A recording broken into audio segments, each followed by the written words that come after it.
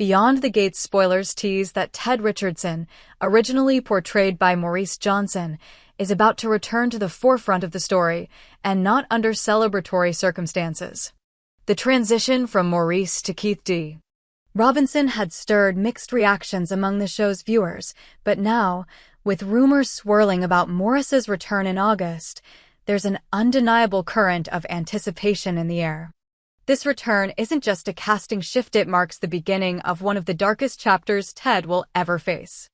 Ted, known in Fairmont Crest for his stature, poise, and control, will soon be thrust into emotional chaos. The tragedy that brings Maurice's Ted back isn't business-related. It's deeply personal. It involves the death of his daughter, Eva Thomas, and the truth that Ted might be partially responsible.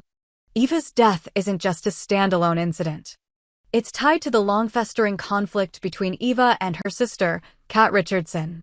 Once close, their relationship began unraveling after Kat left Ted's firm under vague circumstances. Eva was placed in Kat's old role, a position of both prestige and pressure. Ted, believing in reconciliation through shared purpose, invited Kat back temporarily to help Eva adjust. He framed it as a mentorship. Kat, with her years of experience in the firm and institutional knowledge, was to guide Eva. Ted thought perhaps a joint project, a collaboration, could remind them of their bond. He hoped it would create an environment where trust could be rebuilt. But what Ted failed to realize or chose to ignore was how fractured that sisterly bond had become. Beneath the polite smiles and strained office conversations, decades of resentment were bubbling. Kat resented Eva for many things. For being their father's obvious favorite. For replacing her without hesitation. For thriving in the role she felt pushed out of. Eva, meanwhile, had always viewed Kat as the unreachable one, too perfect, too dominant, too unwilling to let someone else shine.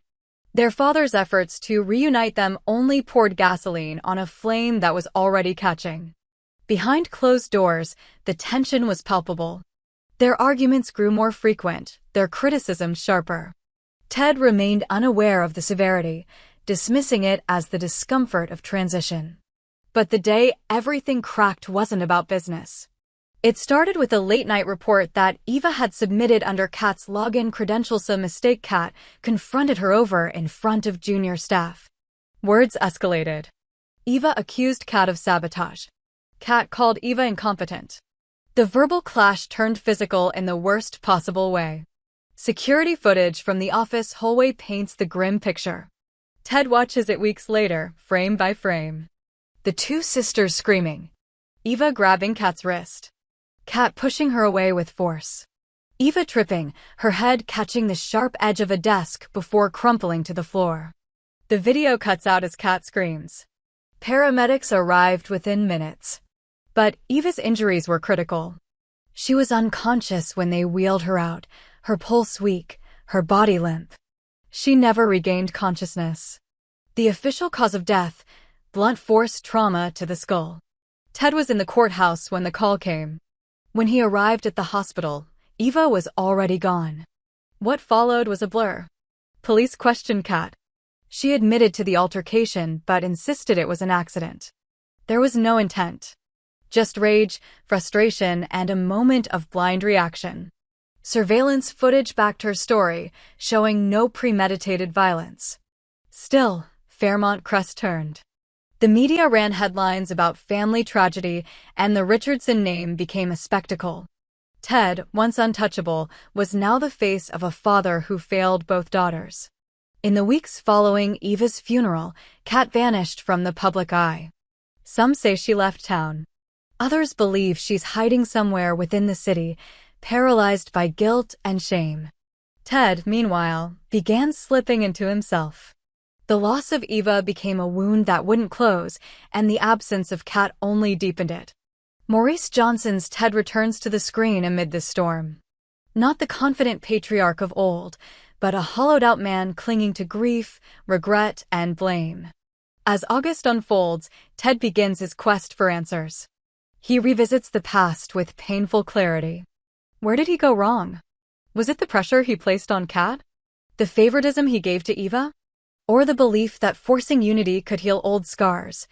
Every room in his house reminds him of Eva. Her laugh, her ambition, her fury. Every closed door reminds him of Kat. Her pride, her silence, her absence. He becomes obsessed with understanding what truly happened in the moments before Eva fell. He replays the footage countless times, scrutinizing every frame for something he missed. What he sees isn't a murder. But it isn't absolution either. It's pain. Years of unsaid truths erupting in one moment. A tragedy made of history. Ted begins speaking to a grief counselor, though he resents the process. He sits through silent sessions, sometimes only managing a few words. But over time, he starts confronting the depth of his role. The structure he built for his daughters was never a sanctuary.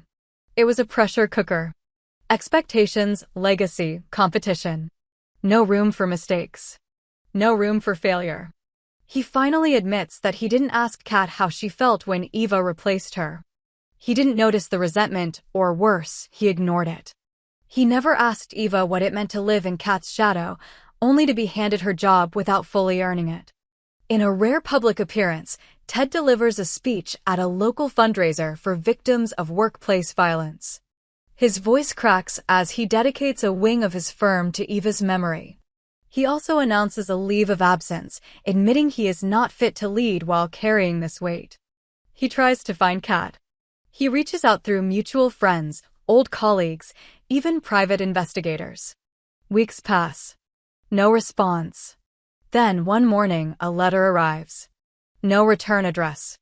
Just 2 pages, handwritten. Kat doesn't ask for forgiveness. She doesn't excuse what happened. She only says she never wanted it to go that far. That she hated Eva, and loved her, and hated herself for both. She ends the letter with one line, "I need to be someone else before I can face you again." Ted reads the letter at his desk, his office door shut. He places it beside Eva's final performance review and his resignation letter half-written on the screen.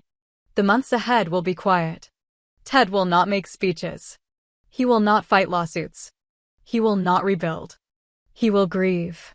And maybe, if fate allows, he will wait for a second letter. Ted keeps the letter from Kat in a drawer, tucked beneath files he no longer opens. Each morning, he returns to the firm, not as its leader, but as a man wandering through a life that once held structure. He doesn't attend meetings. He walks the halls quietly, sometimes pausing outside Eva's old office. It's empty now. The nameplate still reads hers. No one has had the heart to take it down. The city has slowly stopped talking. The media, once relentless, has turned to other scandals. But Fairmont Crest remembers. Ted Richardson, the man who built a legacy on order and vision, is now a cautionary tale whispered about at dinner parties and charity galas. Parents reference his name when speaking to their children about emotional distance, about listening when someone says they're not okay. In his solitude, Ted begins to write. Not legal briefs. Not statements. Just reflections. Pages of unsent letters to both Eva and Kat. He writes to Eva about the piano lessons she used to hate, how he regrets not listening more when she spoke of feeling second best. He writes to Kat about the burden of being the firstborn, the one expected to carry more. He writes about his mistakes with brutal honesty, and at night, he burns the pages in his fireplace, one at a time. Kat, meanwhile, has drifted to a small coastal town under an assumed name. She works at a used bookstore and lives above it, surrounded by fiction and silence. The people here don't know her past. She doesn't offer it. She spends hours restocking shelves, reading everything from ancient tragedies to self-help manifestos. The ache in her chest never fully fades. Some mornings she wakes up expecting to find Eva still mad at her. Other nights she hears her sister's voice in her dreams. She hasn't forgiven herself. Kat writes too. But unlike her father, she sends her words. Monthly letters addressed to an unlisted P.O. box in Fairmont Crest, which Ted opened in quiet hope. The letters are raw, alternating between guilt, anger, and longing. Sometimes they contain poetry. Other times, simple statements like, "I hope the garden is blooming." Ted reads each one slowly, then stores them in a box marked Cat. In one letter, Cat writes, "The day Eva died, I wasn't trying to hurt her. But I was trying to win. And now I don't know what either of us won." Those words haunt Ted more than any courtroom verdict. The law never brought charges against Cat. The investigation concluded it was accidental.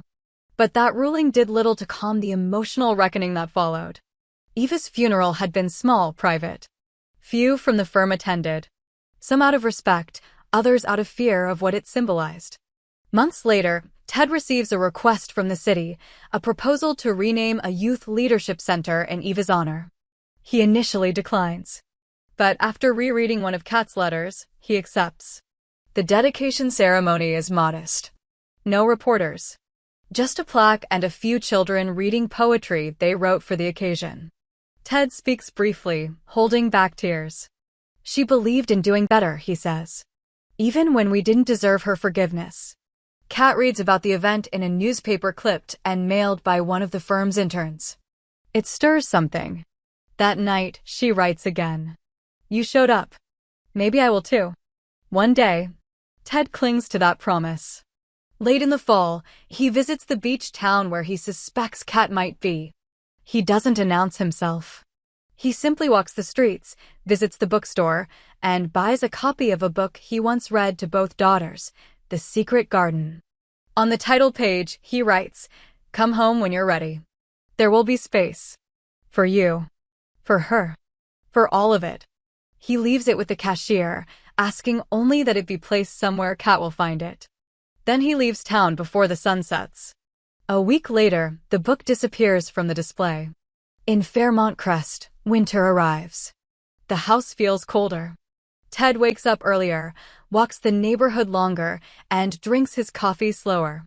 One morning, as he steps outside, he sees a letter at the foot of the door. No name, just handwriting he knows. Inside, the letter reads, "I saw the book. I saw the note. I saw the garden. Maybe the ground isn't frozen forever. Maybe spring will come." Ted folds the letter. For the first time in months, he smiles. He doesn't know if Cat is coming back for good. He doesn't know if she ever truly can. But he knows she's not lost. And somehow, that makes all the difference. He closes the door behind him, not to shut out the past, but to prepare the house for what might come next. Weeks turn into months. Ted returns to the firm only on occasion, but not to lead. He joins mentorship panels, offering guidance to young interns. He talks about structure, yes, but also about the cost of ambition without empathy. Slowly, quietly, his presence in Fairmont Crest regains respect.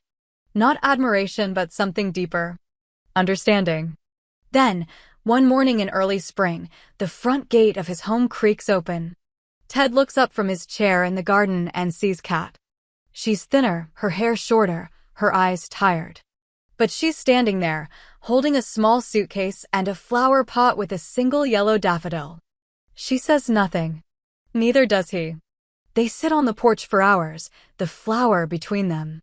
It isn't a reconciliation. Not yet. But it's something real. That evening, Cat walks through the house slowly. She stops at the door to Eva's old room. It's untouched. She pushes it open, steps inside, and sits on the bed. Ted stands in the hallway, waiting. "I hear her sometimes," Cat whispers. "When I sleep. When I'm awake." "I do too," Ted says. Cat starts helping at the youth center quietly. She volunteers under a pseudonym at first, leading art classes and creative writing sessions. The staff know who she is, but no one speaks it aloud. The kids love her stories. Her patience. One girl asks if she had a sister. Cat nods. She was brilliant. And I was angry. Sometimes that's the whole story. The girl hugs her without asking why. Eventually, the town begins to accept her presence again. It happens slowly. A head nod at the coffee shop. A returned smile at the farmer's market. One neighbor brings over a basket of fresh bread. No words, just kindness. Ted rehires her to the firm, but not as a partner. As a consultant on emotional wellness and family dynamics in corporate culture. It's new ground for the firm. Risky. but important. Kat writes a public op-ed. She doesn't address Eva by name, or the incident, or the scandal. She writes about sisterhood, about mistakes, about the weight of silence. It goes viral. Months later, a small ceremony is held in Fairmont Crest. A garden is dedicated on the east side of the youth center. It's simple: 3 benches, a path of stone, and a fountain etched with a single word: grace. Kat and Ted attend together. She holds his arm. Spring has come. And though Eva is gone, her voice lives in every word they speak, every silence they share, and every hand they reach for in the effort to become whole again. Because the real legacy isn't the empire Ted built. It's the garden he finally learned to grow.